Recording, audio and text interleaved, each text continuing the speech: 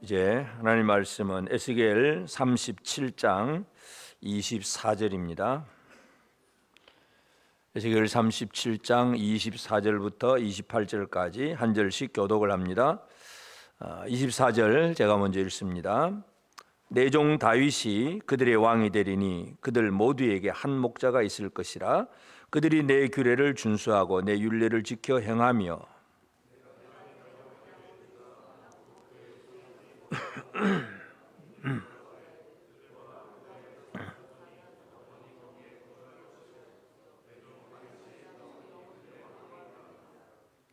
내가 그들과 화평의 언약을 세워서 영원한 언약이 되게 하고 또 그들을 견고하고 번성하게 하며 내 성소를 그 가운데 세워서 영원히 이르게 하리니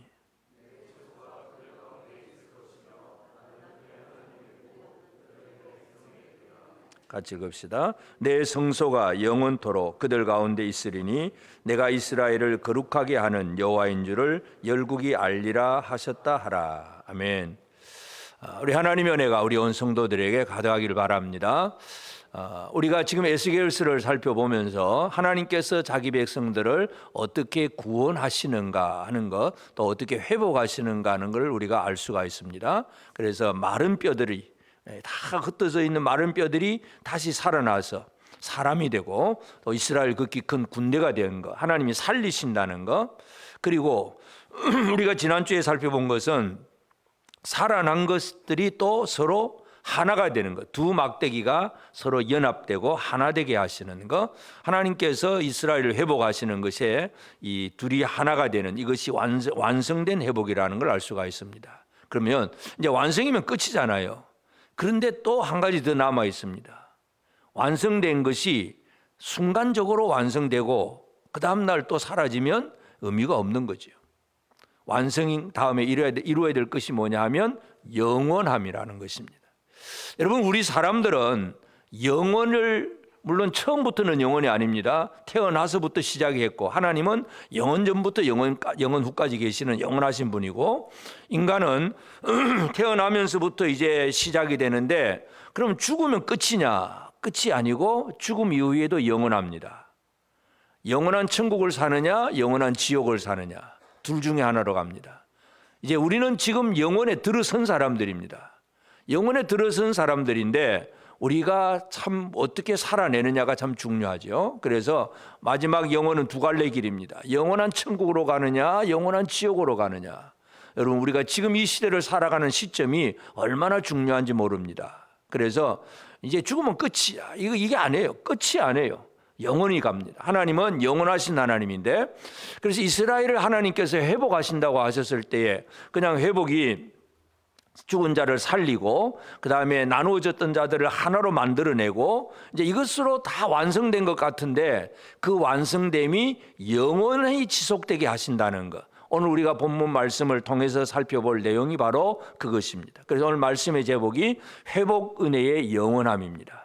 이 회복 은혜의 영원함 속에서 오늘 특별히 우리가 종려주일이기도 하고 예수님이 과연 어떤 일들을 우리에게 이루시고 있는가, 이런 것들을 우리가 오늘 한번 잘 살펴보게 되기를 바랍니다. 그래서 이제 이 둘이 하나가 되리라, 막대기 둘이가 하나가 되리라고 하나님 말씀을 하셨고, 그 다음에 이제 주시는 말씀이 이제 이 둘이 하나가 된 그 이스라엘에게 이 영원에 대해서 말씀을 합니다. 그래서 사람들은 지금도 살아가는 데 있어서 영원한 것에 대해서는 별로 눈앞에 지금 당장 안 보이니까 눈에 보이는 어떤 일시적인 것, 돈이라든지 명예라든지 권력이라든지 그냥 이 땅에서 잘 먹고 잘 살고 또 높은 자리에 한번 하고 막 이런 것에는 온 마음을 쏟아붓고 있는데, 이 영원에 대한 관심은 별로 안 가지고 있는 것, 이제 이것이 가장 큰 문제예요.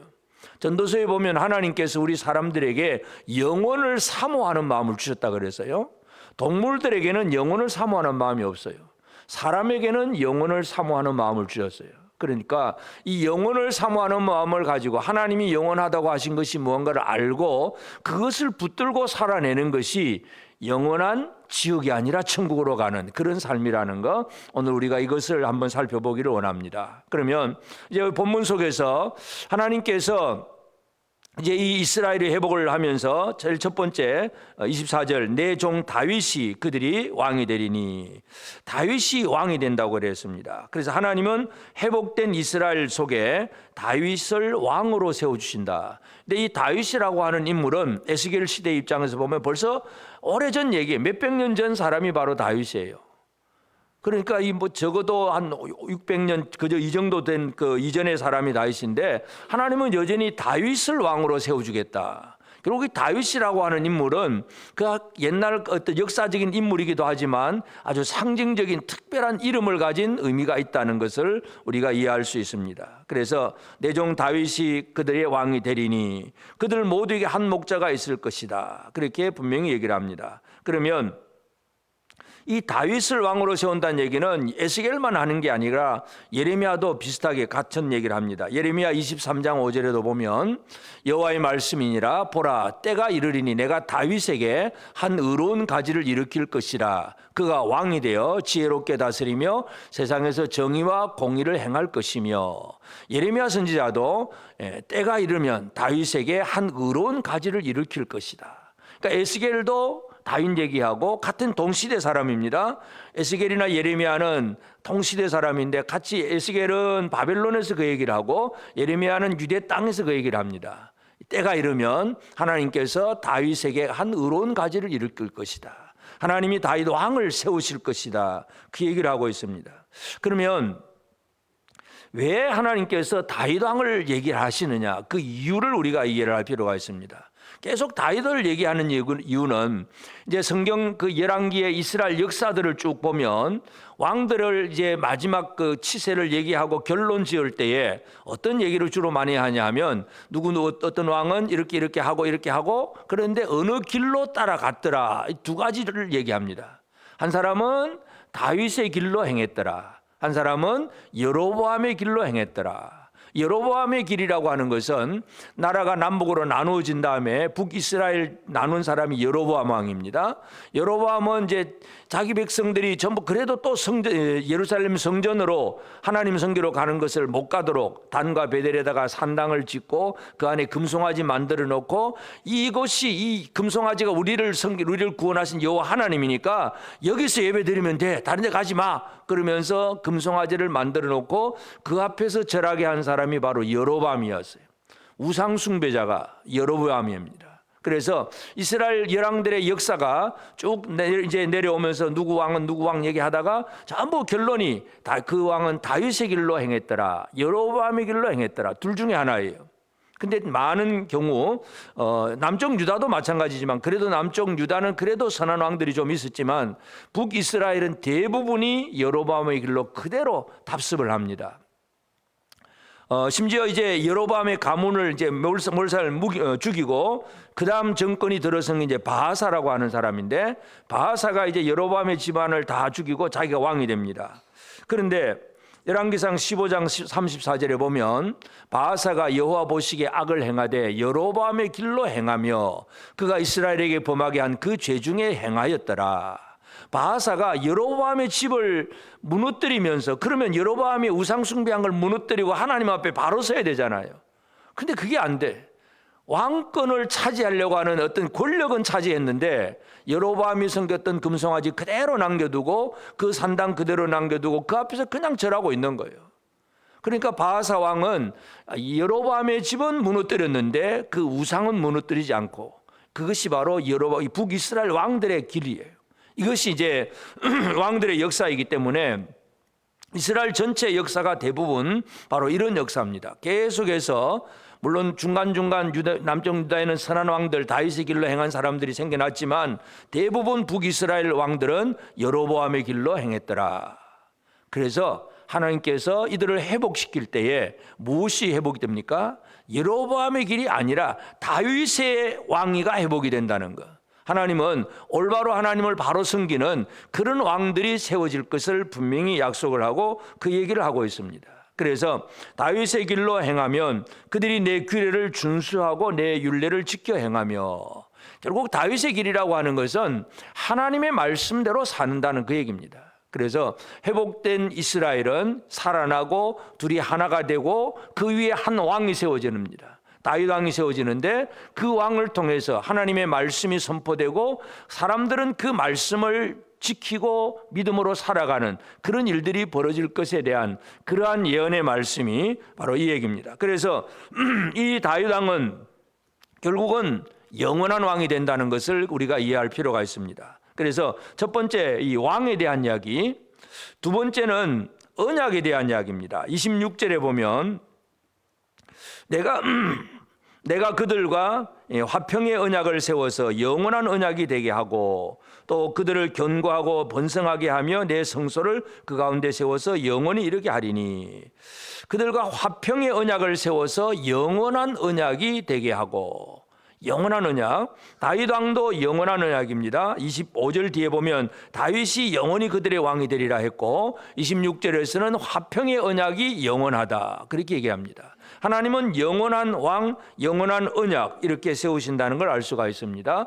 언약이라고 하는 것은 쌍방간에 둘 사이 서로 약속을 하고 계약을 맺고 도장 찍고 서로 사인하고 우리 둘이 이렇게 합시다, 이렇게 어떤 계약이 이루어지는 것이 바로 언약입니다. 하나님께서 그냥 일방적으로 내가 복 주겠다 약속하면 그건 약속이라고 하는 단어를 사용하고, 그것을 약속을 믿음으로 받아들이고 하나님 앞에 바르게 이제 뭔가 관계가 이루어졌을 때는 그것이 언약이라고 하는 단어를 사용합니다.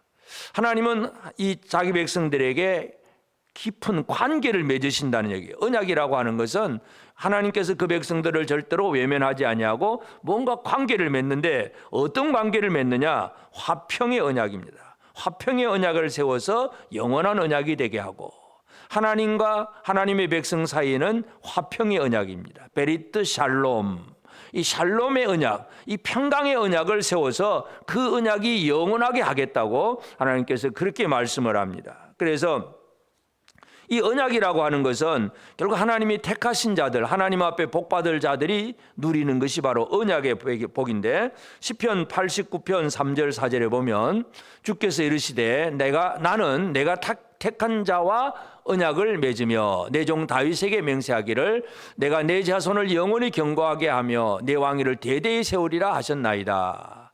하나님께서 택한 다윗에게 맹세하고 언약을 하면서 그 언약을 맺으면서 자손이 영원히 견고하고 왕위를 대대히 세우리라. 화평의 언약이고 영원한 언약입니다. 그러니까 다윗이 하나님과의 관계가 그렇다는 얘기죠. 오늘 우리는 하나님 앞에서 회복되는 은혜가 뭐냐 하면, 이 언약이라고 하는 것, 하나님과의 언약이 영원하다는 사실, 우리가 이것을 분명히 기억할 필요가 있습니다. 영원하다는 얘기는 뭐예요? 깨어지지 않는다. 하나님은 배신하지 않는다는 얘기예요. 사람은 혹시 언약을 잘 못 지킬 수 있을는지 몰라도 하나님은 절대로 언약을 배신하지 않고 이 언약 위에 든든히 서서 뭔가 화평의 언약을 맺었으니까 늘 평강을 주시는 거죠. 오늘 우리는 누구와 어떤 언약을 맺고 사느냐가 참 중요합니다. 우리나라가 6.25 이후에 적어도 70년, 80년 그래도 큰 전쟁 없이 지금까지 경제적인 부를 누릴 수 있는 것 중에, 그 이유 중에 가장 중요한 그 이유 중에 정치적인 이유 한 가지가 뭐겠습니까? 한미동맹이에요. 한국과 미국이, 그러니까 이 이승만 대통령이 그 6.25를 겪으면서 그냥 진짜 아무것도 해줄 것도 없으면서 미국하고 동맹을 맺잖아요. 이 동맹이라는 얘기는 서로 도와주겠다는 얘기예요. 여러분, 아무것도 없는 가난한, 그 시대 가난한 대한민국이 미국을 도와주면 얼마나 도와주겠어요? 도와줄 힘도 없는 거죠. 그런데 일방적으로 미군이 와서 도와주고, 그것 때문에 이 주한미군 때문에 전쟁이 그만큼 억제되고 평강을 지금 누리고 있는 거예요. 이 언약이라고 하는 것은 누구와 어떤 언약을 맺고 사느냐가 중요합니다. 그래서 정치적으로도 지금도 마찬가지인데, 뭐 이래라 저래라 사람들은 뭐 이 나라하고 언약을 맺고 저 나라하고 언약 맺고 뭐 여러 가지 많은 얘기를 하긴 하지만, 참 믿음으로 기도하고 했던 그 이승만 대통령이 했던 그런 언약이 지금까지도 우리에게는 큰 복으로 나타나고 있다는 거, 우리가 이것을 이해할 수 있습니다. 하여튼 이 하나님께서 자기 백성들에게 맺는 언약은 화평의 언약입니다. 평강, 늘 샬롬이에요. 평강. 여러분, 하나님과 화평의 언약을 맺으셨습니까? 샬롬입니까? 하나님은 샬롬인데 우리 안에는 염려와 근심, 두려움이 가득해요. 화평을 잊어버렸어. 이는 뭐냐면 언약을 누리지를 못한다는 얘기예요. 하나님과 우리 사이는 분명히 화평의 언약인데도, 그것이 영원한데도 불구하고 우리가 그 언약을 누리지 못하고 있는 것이 바로 오늘 우리의 영적인 상태일 수 있습니다. 이 언약을 제대로 잘 누리는 복된 성도들이 꼭 되어지길 바랍니다. 그 다음에 또 한 가지, 세 번째는 하나님이 무엇을 또 영원한 것 얘기를 하십니까? 바로 성소를 영원하게 한다. 성소 26절에 보면 내가 그들과 화평 언약을 세워서 영원한 언약이 되게 하고 또 그들을 경고하고 번성하게 하며 내 성소를 그 가운데 세워서 영원히 이르게 하리니, 성소가 영원하다. 28절에도 보면 내 성소가 영원토록 그들 가운데 있으리니, 성소가 영원해. 성소, 거룩한 곳, 성전이 영원하다는 얘기예요. 성전, 하나님의 백성들 속에 만들어 두신 그 거룩한 장소, 이것이 또 영원하다고 분명히 말씀을 합니다. 하나님은 이 성소라고 하는 것을 사람들에게 만들게 하셨는데, 이 성소를 처음에 모세를 통해서 성막을 만들게 하셨을 때에 이 성막, 성소의 의미가 뭐냐 하면 하나님께서 그 백성들을 만나 주시겠다고 하는, 그것이 바로 성소, 성전이라고 하는 개념입니다. 출애굽기 25장 21절 22절에 보면 속죄소를 궤에 얹고 내가 내게 줄 증거판을 계속에 넣어라. 거기서 내가 너와 만나고 속죄소 위 곧 증거궤 위에 있는 두 그룹 사이에서 내가 이스라엘 자손을 위하여 내게 명령할 모든 일을 내게 이르리라. 그래서 하나님께서 모세에게 성막을 만들라고 하셨을 때에 이 성막에 뜰이 있고 그 다음에 안에 성소가 있고 지성소가 있습니다. 그래서 각각의 이제 기구들을 두는데, 지성소 안에 있는 것이 법궤, 언약궤입니다. 이 언약궤라고 하는 것이 쉽게 말해 큰 상자예요. 큰 상자, 나무로 되고 금으로 이제 싼 상자인데, 이 상자에 뚜껑이 있습니다. 언약궤를 덮는 뚜껑. 이 뚜껑에는 양쪽에서 천사 둘이 날개를 펴서 서로 이렇게 마주하고 있는 것. 그래서 이 성소의 그 지성소 법궤의 뚜껑이 이 천사들이 서로 마주 보면서 날개를 이렇게 딱 이렇게 펴고 있기 때문에 그 안에는 공간이 있습니다. 그것을 하나님께서 속죄소라고 얘기합니다. 속죄소를 궤에 얹고 내가 내게 줄 증거판을 계속에 넣어라. 거기서 내가 너와 만나고, 하나님은 그 속죄소에서 하나님의 백성들과 만나겠다고 분명히 말씀합니다. 거기에서 말씀 명령도 내리고 기도도 들으시고, 이 성소가 뭐냐 하면 하나님과 백성과의 만남의 장소입니다. 우리가 고속도로 가보면 만남의 광장 있잖아요. 하나님과 우리의 만남의 장소가 어디입니까? 성소입니다. 성소. 하나님은 그 성소를 모세에게 성막을 만들게 하셨잖아요. 그 다음에 이제 가나안 땅에 정착하고 나서는 솔로몬 시대에 성전을, 건물을 아주 크게 하게 지었습니다. 그런데 성막도 있고 성전도 있는데, 이스라엘이 자꾸 아까 말했듯이 여로보암의 길로 행하고 우상 숭배하고 자꾸 떠나가니까 어떻게 됩니까? 하나님을 안 만나잖아요. 하나님은 혼자 기다리다가 어떻게 하겠어요? 약속을 했는데 하나님께서 기다리고 앉아 계십니다. 누가 오냐 보자 하는데 안 옵니다. 왕들이 전부 엉뚱한 길로 가고 전부 하나님을 외면해 버립니다. 성전은 하나님 기다리다가 지친 장소가 되죠. 하나님이 떠나버립니다. 그럼 그 건물은 아무 의미가 없는 거예요. 금으로 화려하게 꾸려놔도 그 성전은, 하나님이 떠나버린 성전은 아무 의미가 없는 거예요. 물론 이제 예수님께서 나중에 요한복음 2장에 보면 또 회복된 재건된 그 성전에 오셔서 내가 성전이다, 너희가 이 건물을 헐라 내가 사흘 만에 일으키리라 그러면서 예수님 자신이 성전임을 그렇게 분명히 또 말씀하기도 합니다. 하여튼 이 성소가 영원하다는 얘기는 결국은 성전이 무너지지 않는다는 얘기고, 이 얘기는 하나님은 우리를 만남에 있어서 절대로 하나님은 우리를 외면하지 않으신다. 이것이 바로 성소의 영원함입니다. 하나님은 여러분을 만나기를 결코 외면하지 않으십니다. 아멘. 근데 우리는 다른 데 눈이 더 팔려 있어. 하나님을 바라보지 못하고 이 세상에 번쩍거리는 거, 멋있어 보이는 거, 이런 것에 더 눈이 팔려가지고 하나님께 집중 못하는 거, 이게 우리의 모습이잖아요. 하여튼 중요한 것은 하나님께서 바벨론 디아스포라를 회복시키실 때에 죽은 것 같은 마른 뼈 같은 그들을 살리고 그들에게 생기를 부고 극히 이스라엘의 큰 군대로 그렇게 만들어내시고, 그리고 남북 이스라엘이 서로 두 막대기가 연합되고 하나 되게 하고, 그 다음에 하나가 된 다음에는 이제 이것이 영원히 지속되게 하시는 것. 그래서 영원히 지속되게 하는 데 있어서는 하나님께서 지금 영원한 왕을 얘기하시고, 영원한 언약, 말씀을 얘기하고 영원한 성소, 만남의 장소를 얘기합니다. 이 세 가지가 우리가 영혼을 살아가는 데 있어서 너무나 중요한 그러한 열쇠들입니다. 이 세 가지 중에 하나라도 잃어버리면 영원한 삶을 제대로 살아갈 수가 없습니다. 그러면 이 세 가지가 과연 뭐냐 하는 것은 결국 성경의 모든 해답은 바로 예수 그리스도입니다. 영원한 왕은 누구십니까? 예수 그리스도예요. 영원한 언약의 말씀은 누굽니까? 예수 그리스도예요. 영원한 성소는 예수 그리스도예요. 예수 그리스도 없으면 이 모든 것들이 이루어지지 않는다는 사실을 우리가 분명히 기억을 해야 됩니다. 그럼 예수님은 어떤 왕이냐? 예수님은 어떤 영원한 왕이냐? 오늘 특별히 이제 우리가 종교력으로 보면 예수님의 종려나무 주일입니다. 예수님께서 3년 반의 사역을 마치고 이제 마지막 십자가를 향해 나아가시기 위해서 예루살렘 성으로 나귀 새끼를 타고 들어오십니다. 그때 많은 사람들이 종려나무 가지를 막 꺾어 흔들면서 호산나 호산나 이렇게 찬양을 했습니다. 호산나 호시아나 하는 얘기는 지금 곧 우리를 구원하소서, 왕이여 우리를 구원해 주옵소서. 왕은 구원자예요. 구원자. 지금 우리나라 뭐 총선을 하고 뭐 대선은 아니지만 하여튼 뭐 예를 들어서 대통령을 뽑는다 그러면 사람들이 누구한테 표를 찍습니까? 저 사람이 우리 경제적인 문제, 안보의 문제, 뭔가를 다 해결해 줄 것 같은 사람에게 표를 찍잖아요. 사람마다 다 자기 보는 게 다 관점이 다르니까 이 사람 저 사람 다르긴 하지만 똑같은 거예요. 구원자에게 표를 찍는 거예요. 저 사람이면 우리를 구원하겠다 싶어서 표 찍는 건데 내 생각이 잘 되느냐 못 되느냐는 건 사람마다 다 다를 수가 있겠고, 하여튼 예수가 예루살렘으로 들어오실 때에 사람들은 종려나무 가지를 꺾어들고 호산나 찬양을 불렀어요. 예수는 나의 구원자다. 지금 나를 구원하소서. 이렇게 들어오셨어요. 그러니까 예수는 어떤 분이냐 하면 결국 이 성경 전체가 강조하는 거, 예수는 다윗의 후손이에요. 다윗의 후손.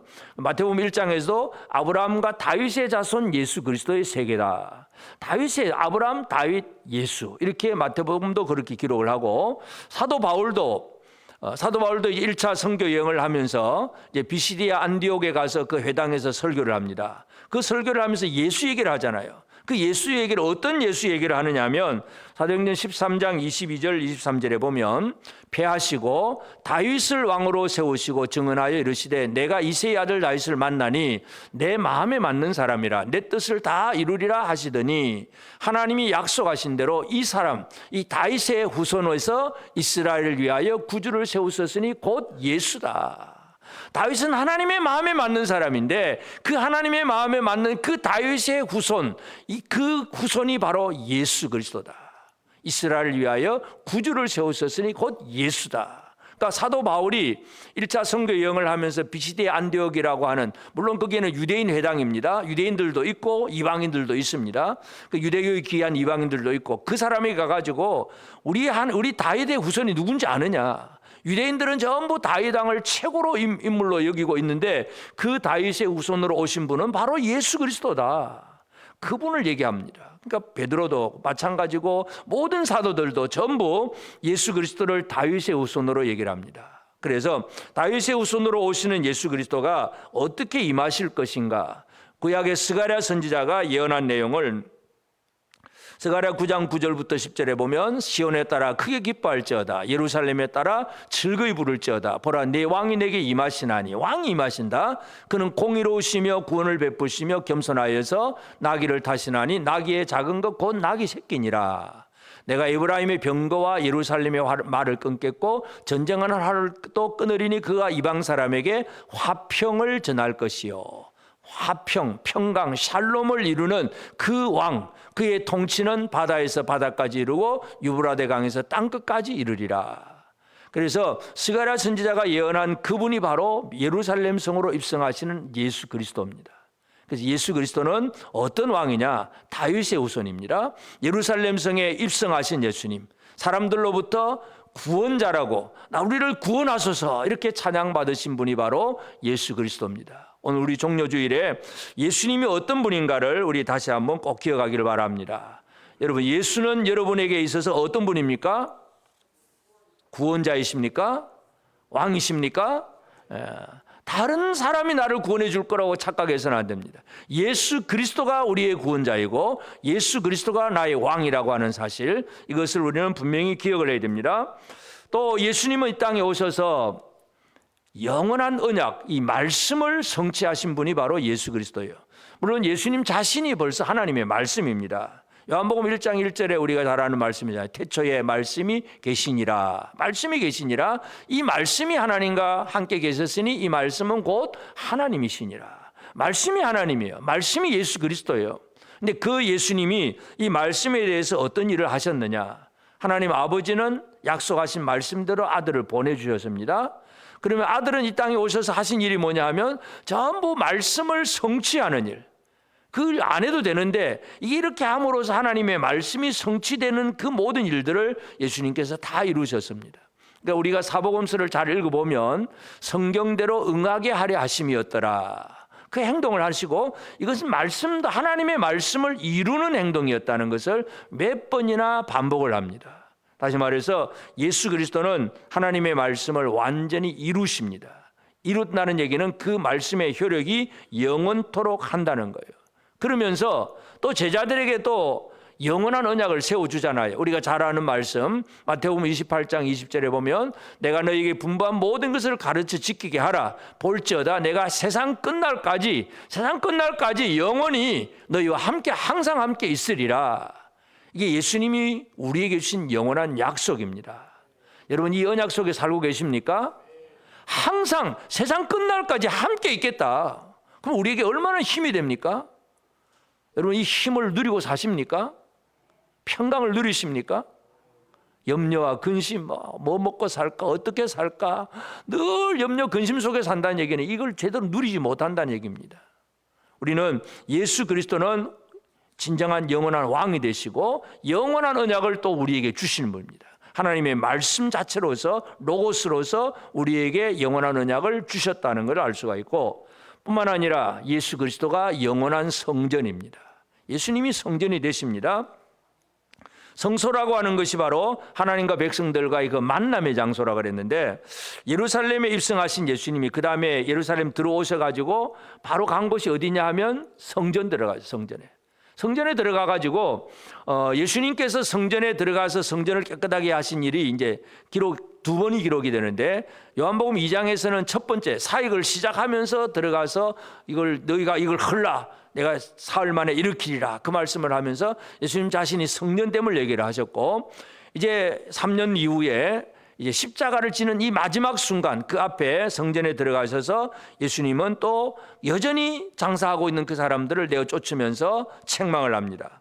마태복음 24장 성전이 만민의 기도하는 집이라 하는 걸 얘기를 하고, 그리고 이제 그 성전 건물 앞에서 제자들이 이 건물이 너무 크다 이제 하는 예수님이 성전이 어떻습니까 하고 이제 헤롯이 46년 동안 지어가는 그 큰 거대한 건물을 보면서 그렇게 감탄을 하고 있을 때에 예수님은 이 성전이 다 무너질 것이다 그 얘기를 합니다. 마태복음 24장 1절 2절에 보면 예수께서 성전에서 나와서 가실 때에 제자들이 성전 건물들을 가리켜 보이려고 나오니 대답하여 이르시되 너희가 이 모든 것을 보지 못하느냐? 내가 진실로 너희에게 이르노니 돌 하나도 돌 위에 남지 않고 다 무너뜨려지리라.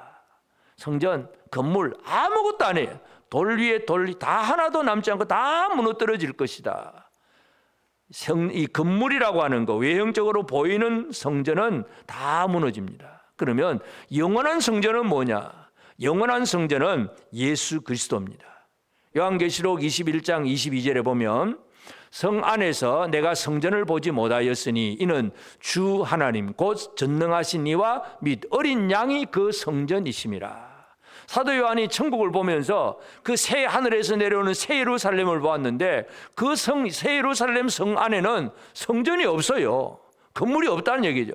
누가 성전입니까? 전능하신 이 하나님이 성전이고 어린 양이 성전이에요. 예수 그리스도가 성전이에요. 그러니까 하늘나라 새 하늘 새 예루살렘에는 누군가를 통해서 그 어느 장소에 가서 이것이 만남의 광장이고 이게 만남의 장소니까 여기 나가야 된다. 이거는 이제 건물 성전이 있을 때는 그렇게 가야 돼요. 그러나 하늘은 이미 건물이 없잖아요. 거기 예수님 계시는데 만나러 어디로 또 가야 됩니까? 특별한 장소로? 그냥 그 예수 안에서 살아가는 삶이에요.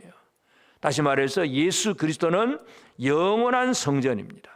오늘 우리가 이 시대를 살아가면서 우리가 예수가 누구인가를 다시 한번 잘 기억을 해야 됩니다. 예수는 하나님이 약속하신 이 영원을 약속하셨을 때에 영원한 왕이 되시고 영원한 언약의 말씀이시고 영원한 성전이 되시는 분은 바로 예수 그리스도입니다.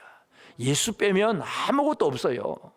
성경에서 예수 빼면 아무것도 없어. 우리의 삶에서 예수 빼면 아무것도 없는 삶이에요. 예수 그리스도가 우리를 영원한 삶으로 인도한다는 사실, 우리가 이것을 다시 한번 기억하기를 바랍니다. 그러면 이제 오늘 우리는 이와 같이 우리에게 약속하신 이 영원한 삶을 어떻게 이 땅에서부터 잘 살아내느냐가 지금 우리에게 중요한 문제잖아요.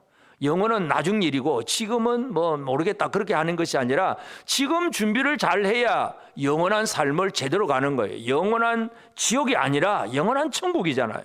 이걸 우리가 살아가야 되니까 이 땅에서 제대로 살아가는 삶이 필요합니다. 제일 첫 번째는 뭐예요? 영원한 왕의 통치를 제대로 받아야 됩니다. 세상에 많은 왕들이 있습니다. 영원하지 않은 그 어떤 힘, 내가 의지하고 내가 구원을 저것만 있으면 나는 구원받을 거야 생각했던 거, 예를 들어서 돈만 있으면 다 돼. 그럼 돈을 구원자로 모시는 거죠.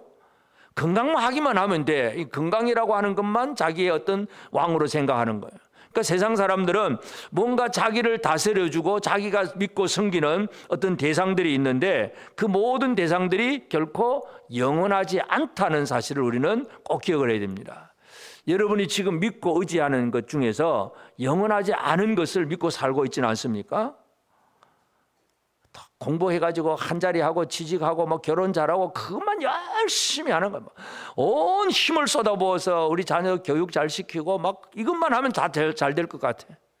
근데 여러분 그렇게 공부를 시켜놨는데 자녀들이 믿음을 가지지 못했다. 그러면 지옥 가는 거죠. 큰일 나잖아요. 오늘 우리는 이 영원한 왕의 통치를 제대로 받아야 됩니다. 그러면 이 영원한 왕은 어떤 분이고 우리는 그 앞에 어떤 삶을 살아가야 되느냐. 한 가지 예는 아브라함이 왕을 만납니다. 어떤 왕을 만나냐면 멜기세덱을 만납니다. 히브리서 7장 1절 2절에 보면 이 멜기세덱은 살렘 왕이요, 이 살렘 평강의 왕이요, 지극히 높으신 하나님의 제사장이라 여러 왕을 쳐서 죽이고 돌아오는 아브라함을 만나 복을 빈 자라. 아브라함이 모든 것의 10분의 1을 그에게 나누어 주니라. 그 이름을 해석하면 먼저는 의의 왕이요, 그 다음은 살렘 왕이니 곧 평강의 왕이요. 멜기세덱이라고 하는 인물을 창세기에 기록을 하고 있습니다. 그러니까 아브라함이 자기 조카 롯을 구출하기 위해서 전쟁을 하고 이제 승리를 하고 전리품을 많이 가지고 이제 돌아옵니다. 그때 돌아올 때에 소돔 왕도 오고 살렘 왕도 오는데 이 살렘 왕은 멜기세덱입니다. 이 멜기세덱을 이제 히브리서 기자가 얘기하면서 그는 뭐 누군지를 족보도 없고 뭐 아버지도 누군지도 모르고 그냥 딱 튀어난 사람이에요. 그런데 의의 왕이고 평강의 왕이다. 그러니까 아브라함에게 이 살렘 왕이 와서 복을 빌어준, 축복하는 거예요. 아브라함 하나님 앞에 복을 받을지어다. 이게 복 빌어주는 것이 바로 이 멜기세덱이 하는 일이고, 그러니까 아브라함은 그것을 아멘하고 받는 거예요. 많은 왕들을 이기고 왔으면 또 앞에 있는 왕, 뭐 소돔 왕, 살렘 왕, 이 왕들도 내가 먼저도 이길 수 있다 이렇게 뭐 기고만장한 아브라함이 아니라 그 살렘 왕 멜기세덱이 축복해 줄 때에 그 축복을 받아들이는 것, 그 말씀의 어떤 선포를 믿음으로 받는 것, 이것이 하는 것이고, 또 아브라함이 하는 거 뭐예요? 전리품 중에서 10분의 1을 나누어 드리는 것. 결국은 이 승리는 내가 이룬 승리가 아니라, 우리가 11조 생활이 뭐예요? 우리가 예를 들어 100만 원을 벌었으면 내가 내 힘으로 100만 원 벌었다가 아니에요. 하나님이 벌게 하신 것이다. 그 믿음을 표현하는 것이 바로 10분의 1을 드리는 거예요. 10분의 1을 드림으로써 내가 이 모든 것들을 누리고 있는 것은 내 힘이 아니라 오직 주의 은혜로 이루어진 것입니다. 이 고백이 바로 10분의 1을 드리는 거예요. 아브라함이 가지고 있는 믿음이 그것입니다. 그래서 이 왕에게 대해서 아브라함이 할 수 있는 것은 축복하는 말은 믿음으로 받아들이고, 받고 있는 그 어떤 은혜 속에서 이 모든 것은 주의 것입니다 하고 고백하는 것이 바로 10분의 1을 드리는 생활. 이것이 바로 평강의 왕을 섬기는 그런 삶이에요. 그렇게 살아가는 거. 그래서 우리가 영원한 왕의 통치를 어떻게 받아야 되느냐. 왕의 입에서 나오는 말씀에 대해서 아멘으로 받을 줄 알아야 됩니다. 여러분, 주님이 말씀하신 모든 말씀 아멘으로 다 받아들이십니까? 아멘. 과연 그렇습니다. 진실로 그렇습니다. 아멘, 아멘. 이 막 받아들이는 생활, 그 다음에 섬김의 생활, 이 두 가지가 제대로 이루어져야 영원한 왕을 섬기는 생활이에요. 이것을 이제 한마디로 표현하면 우리가 24절에서 보면 율법 그 규례를 준수하고 율례를 지키는 삶이라 이렇게 표현을 하고 있습니다. 그래서 우리는 우리의 영원한 왕 예수 그리스도로부터 오는 모든 축복의 말씀들을 믿음으로 받아들이는 것, 그리고 내가 살아가는 삶은 내 힘으로 사는 것이 아니라 주의 은혜로 사는 것입니다 하는 그 고백, 신앙 고백이 바로 11조를 드리는 생활, 이것이 바로 우리가 평강의 왕 앞에서 우리가 해야 할 일입니다. 또 그 다음에 우리에게 주신 이 영원한 언약 관계가 이루어졌습니다. 하나님과 우리는 영원한 언약 관계입니다. 그러면 이 관계라고 하는 것은 잘 유지를 해야 되잖아요. 잘 유지해 나가는 게 중요합니다. 저도 가만 보면 어릴 때 같이 진짜 친하게 지냈던 친구들이 벌써 이제 제가 막 그렇게 부산에서 있다가 서울로 오고 막 그러면서 연락을 안 하다 보니까 요즘은 친구가 하나도 없어요. 옛날 친구들은 이름도 모르겠고 어디 사는지도 모르겠고, 물론 어디 다 살고 있겠죠. 근데 관계가 끊어져 버렸어요. 관계라고 하는 것은 지속적인 대화가 이루어져야 돼. 지속적인 연락, 지금 얼굴을 못 보더라도 요즘 같아서 카톡도 보내고 전화도 하고 뭔가 자꾸 연락 주고받고 해야 관계가 이루어지잖아요. 하나님과의 관계, 하나님과 연락 주고받는 일 잘 하십니까? 하나님 앞에 어떤 소식도 알려드렸고 하나님은 뭐라고 말씀하는 거 좀 듣고 사십니까? 이 하나님과 연락이 돼야 하나님과 언약의 관계가 유지가 되는 거예요. 그래서 오늘 우리가 하나님은 결코 우리를 외면하지 않습니다. 그래서 우리는 하나님의 언약 백성답게 살아가야 됩니다. 모세가 이스라엘 백성들을 구원하고 신명기 설교에서 그런 얘기를 합니다. 신명기 7장 12절에 보면 너희가 이 모든 법도를 듣고 지켜 행하면 내 하나님 여호와께서 내 조상들에게 맹세하신 언약을 지켜 내게 인애를 베푸실 것이다. 결국 사람들은 하나님 말씀 법도를 듣고 지키고 하나님은 약속하신 언약을 지켜서 인애, 헤세드, 사랑과 은혜를 베풀어 주실 것이다. 모세가 그 얘기를 합니다. 결국 우리가 하나님의 말씀대로 사는 것, 말씀을 잘 듣고 그 말씀대로 살아내는 것은 하나님 앞에 우리의 소식을 알려드리는 거예요. 하나님, 내가 오늘 예배하러 왔습니다. 하나님, 내가 새벽에 와서 지금 기도합니다. 하나님, 내 금요 심야에 기도해 와서 기도합니다. 이 자꾸 하나님 앞에 보여드리는 거예요. 잘 보이십니까? 우리 권사님들 잘 보여드리세요? 그러면 하나님 너 왔냐 하고 또 쳐다보고 계시잖아요. 물론 몸이 아파서 집에서도 기도할 수 있어요. 그건 틀렸다는 얘기는 아니지만 하여튼 이 성도들이 함께 모여서 뭔가 예배하고 기도하고 말씀 듣고 할 때 자꾸 나를 드러내는 거잖아요. 하나님 앞에 나를 표현하는 것이고, 그래서 그 말씀대로 살면 하나님은 인애, 헤세드, 인자와 사랑을 우리에게 베풀어 주시는 것. 이것이 바로 언약 백성들이 하는 일이에요. 이스라엘 백성들의 삶의 역사는 아까도 처음에 얘기했지만 열왕들의 그 기록은 여로보암의 길로 따라가는 거예요. 여로보암의 길이라고 하는 것은 하나님과 상관없는 엉뚱한 길로 가는 생활이었어요. 그렇기 때문에 이스라엘이 망하는 거예요. 회복된 이스라엘은 하나님의 말씀대로 살아가는 생활입니다. 예수님께서도 산상보훈을 결론을 뭐라고 짓습니까? 반석 위에 지은 집, 모래 위에 지은 집, 두 가지 집 얘기를 하잖아요. 마태복음 7장 24절에 보면 그러므로 누구든지 나의 이 말을 듣고 행하는 자는 그 집을 반석 위에 지은 지혜로운 사람 같으리니, 듣고 행하는 자는, 들었는데 안 행하면 모래 위에 집을 지은 사람, 듣고 행하면 반석 위에 집을 지은 사람. 바람이 불고 창수가 나오고 비가 쏟고 많은 어려운 바람들이 오는데 반석 위에 지은 집은 든든합니다. 흔들리지도 않습니다. 날려가지도 않고 무너지지도 않습니다. 모래 위에 지은 집은 휙 날아가 버립니다. 오늘 우리가 하나님의 말씀대로 산다고, 믿음으로 산다고 하지만 환란이 없을 때는 다 똑같아요. 다 예수 잘 믿어요. 근데 환란이 올 때는 그때 이제 뭔가 드러나게 되어 있습니다. 예를 들어서 우리 이제 벌써 이제 몇 년 지나가지만 코로나 딱 처음에 들어왔을 때 어떻게 됩니까? 그래도 믿음 있는 사람들은 그래도 나는 예배 드려야 돼. 근데 믿음이 연약한 사람들은 아이고 교회 안 가도 되네, 영상으로 예배 드리면 되네, 그러다가 점점점 멀어져 버려. 신앙을 또 잃어버리고 뭔가 질병의 바람, 어떤 사회적인 문제, 많은 어떤 바람들이 불어올 때에 진짜 믿음을 제대로 지켜갈 수 있는 사람은 다른 사람이 아니라 말씀을 듣고 행하는 사람이에요. 여러분, 말씀을 듣고 행하는 성도들이 되어지길 바랍니다. 오늘 나는 하나님의 어떤 말씀을 듣고 어떻게 행할 것인가, 이것이 우리에게 너무나 소중해요. 말씀을 많이 듣기는 하고 알기는 해도 행하지 않으면 그 사람은 모래 위에 집을 지은 사람입니다. 옆 사람에게 우리 얘기합시다. 우리 반석 위에 집을 잘 지읍시다. 반석 위에 집을 짓는 방법은 뭐라고요? 말씀을 듣고 행하면, 듣고 행하는 것이 반석 위에 집을 짓는 사람임을 기억하십시다. 그래서 하나님은 우리에게 언약하시는 하나님이에요. 그 언약의 말씀들을 내가 믿고 듣고 행하면 하나님과의 깊은 관계가 결코 끊어지지 않는 진짜 영원한 삶을 살아냅니다. 또 마지막으로 우리는 영원한 성소에서 하나님과 만나는 삶, 이것이 또 우리에게 중요합니다. 성소라고 하는 것은 하나님과 하나님의 백성들이 만남의 장소가 바로 성전, 성소입니다. 예수 그리스도는 우리에게 있어서 영원한 성전이 되십니다.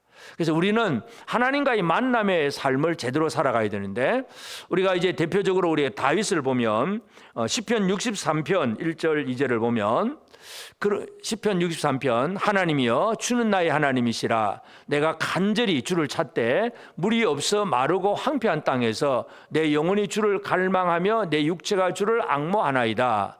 내가 주의 권능과 영광을 보기 위하여 이와 같이 성소에서 주를 바라보았나이다. 여러분, 이 시편 63편은 다윗이 광야로 막 헤매고 도망다니는 진짜 힘들게 살아가던 그 시절이에요. 자기 장인 영감이 사이가 이제 왕권을 차지할 것 같으니까 죽여버리려고 그러잖아요. 여러분, 권력의 세계는 비장합니다. 맞아. 아주 뭔가 아들이라도 용서함이 없습니다. 내 걸 안 뺏깁니다. 사울이 다윗을 죽이려고 하니까 도망가야 되잖아요. 죄를 안 져도 도망가야 돼. 이스라엘을 위해서 승리하고 백성들을 잘 천부장으로서 잘 다스리는 다윗이지만 왕의 질시를 받으니까 결국 도망가야 돼요. 광야 생활이라고 하는 것은 결코 평안한 생활이 아닙니다. 한낮에는 뜨거워서 살 수가 없고 한밤에는 추워서 살 수도 없고 식물도 없고 먹을 것도 없고 뭔가 메마른 땅 아무것도 없는 이 광야 생활, 그 광야에서 힘들게 살아가는 다윗이 시편으로 노래를 합니다. 노래를 하면서 하나님, 나의 하나님, 내가 간절히 주를 찾되 물이 없어 마르고 황폐한 땅에서 내 영혼이 주를 갈망하며. 여러분, 우리가 이 시대를 살아가면서 여러분은 지금 아마 광야 생활을 살고 나는 광야 생활이다 이렇게 생각하고 계신 분들도 있을 겁니다. 가난하고 병들고 자식들도 말 안 듣고 늘 문제투성이에요. 이 광야 생활이에요. 아무 소망이 없어. 그런데 그것을 다윗이 뭐라고 얘기하냐면 2절에 보면 내가 주의 권능과 영광을 보기 위하여 이와 같이 성소에서 주를 바라보았나이다. 다윗은 광야를 성소라고 얘기합니다. 여러분, 광야는 성소가 될 수가 있습니다. 우리가 어떤 믿음의 눈으로 바라보느냐에 따라서 우리의 가장 비참하고 힘든 그 어려운 상황이 성소가 될 수가 있다는 거예요. 여러분, 성소가 있는 삶을 살게 되기를 바랍니다. 다윗이 사울을 피해서 도망다니고 힘들고 광야 헐벗고 메마른 땅인데 내가 성소에서 주를 바라보았나이다. 주를 바라보는 그 삶이 바로 성소입니다. 여러분, 아무리 힘들고 어려워도 그 가운데서 하나님을 바라보고 주님을 찾는 그 삶이 성소에서 주님과 만나는 삶이에요. 그러니까 우리가 환경 탓을 하는 게 아니에요. 하나님, 좀 더 내가 부자 되면, 좀 건강해지면 잘할게요. 다 천만의 말씀이에요. 하나님을 언제 만나야 된다고요? 바로 이 자리에서. 내가 잘 살든 못 살든 건강하든 아프든 아무 상관없이 지금 현재 내 자리에서 주를 바라보았나이다. 그것이 성소에서 하나님을 만나는 생활이에요. 이것이 바로 예수 제대로 믿는 사람이에요. 예수님은 제자들에게 분명히 너희가 내 안에 거하라고 얘기하잖아요. 요한복음 15장 7절에 너희가 내 안에 거하고 내 말이 너희 안에 거하면 무엇이든지 원하는 대로 구하라. 그리하면 이루리라. 내 안에 거하고 성소 안에 거하면, 성소 대신 예수님 안에 우리가 거하면서 말씀이신 예수를 늘 믿고 살면 원하는 대로 구하라. 그러면 이루리라. 아멘. 우리 이 복 좀 누리고 삽시다. 원하는 대로 무엇이든지 원하는 대로 구하라. 그리하면 이루리라. 다 같이 합시다. 무엇이든지 원하는 대로 구하라. 그리하면 이루리라. 어디에서 해야 된다고요? 예수 안에서, 예수 안에서. 성소에서 하나님을 만나야 그렇게 그 기도가 이루어지는 거예요. 그냥 예수님과 상관없이 그냥 준다고 했으니까 주시옵소서 아무리 해봐야 소용없습니다. 그냥 뭐 3일 철야기도 하고 40일 금식기도 해도 아무 소용없어요. 예수 안에 있어야 이 말이 이루어지는 거예요.